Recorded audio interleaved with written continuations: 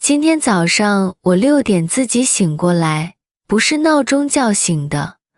我躺在床上，往外看一会儿，天已经亮。我起身，先去喝一杯水，然后洗洗脸，看看镜子，我33岁了，有一点老，不过我觉得还好。接着吃早饭，一个面包，一杯牛奶，很简单，但足够。吃完饭，我看看手机，没有什么新消息，挺好。我不喜欢早上很多人找我。吃完饭后，我才烧一点水，泡一杯茶。茶很热，很香。我坐在沙发上，端着杯子，手慢慢暖和起来。窗外有一棵树，你知道吗？树叶很绿。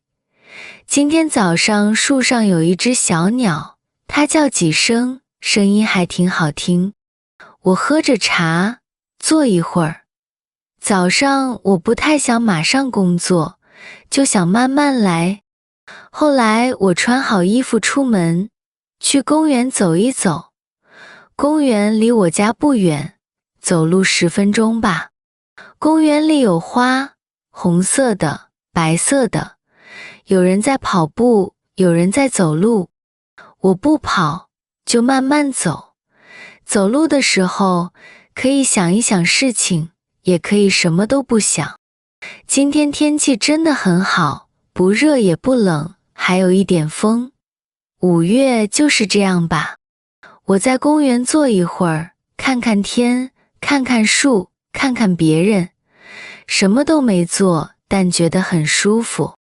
然后我就回家。今天下午我不太想工作，可能看看书，听听音乐吧。我喜欢这样的一天。如果你也喜欢安静的早上，可以试一试早起，慢慢吃早饭，慢慢喝茶，慢慢走路。时间好像是自己的。好啦，今天就说到这儿，谢谢你的时间，明天再见。